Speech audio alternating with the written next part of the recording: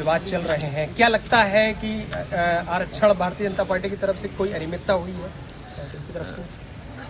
Bharatiya Janata party जब से सरकार में आई है उनका एक एक फैसला देख लें अगर आप, उसमें आरक्षण के साथ खिलवाड़ हुई है। और आरक्षण की जो मूल भावना थी उसके खिलाफ लगातार भारतीय जनता पार्टी काम कर रही है।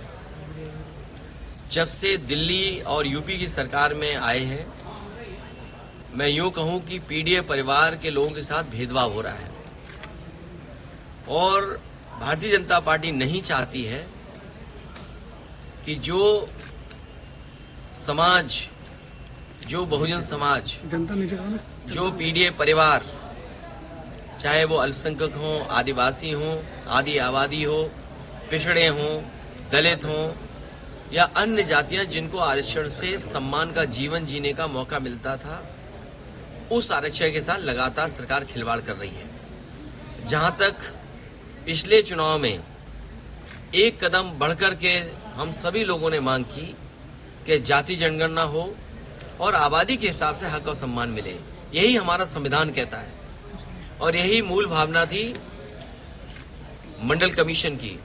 यही बाबा साहब चाहते थे, यही डॉक्टर राम मनोहर लोहिया चाहते थे, यही नेताजी का रास्ता रहा। ये जो लोग आजकल पत्र लिख रहे हैं या दिखावटी काम कर रहे हैं, ये भारतीय जनता पार्टी को बचाना चाहते हैं।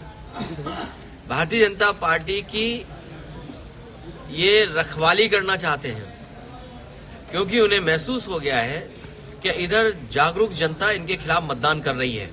पहला सवाल ये है कि यही लोग आरक्षण को लेकर के जो आज चिंता व्यक्त कर रहे हैं, लेटरल एंट्री हुई थी तब कहाँ थे? वाइस चांसलर जो अपॉइंट हुए दिल्ली से और उत्तर प्रदेश से, जो वाइस चांसलर अपॉइंट हुए हैं उसमें कहीं पीडीए परिवार के लोग आपको नहीं दिखाई देंगे।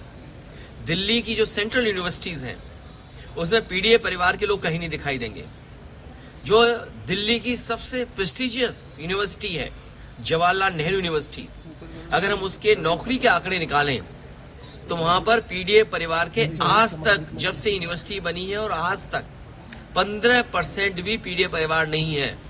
और यही हालत बीएचयू यूनिवर्सिटी की है जहां से प्रधानमंत्री चुन करके जाते हैं। तो अगर हम ये दो यूनिवर्सिटी का देख लें और वाइस चांसलर का अपॉइंटमेंट देख लें और वाइस चांसलर ने जिनको नौकरी दी है उनके हम आंकड़े देख लें तो आप पाएंगे कि इस सरकार में आरक्षण के साथ खिलवाड़ हुई है।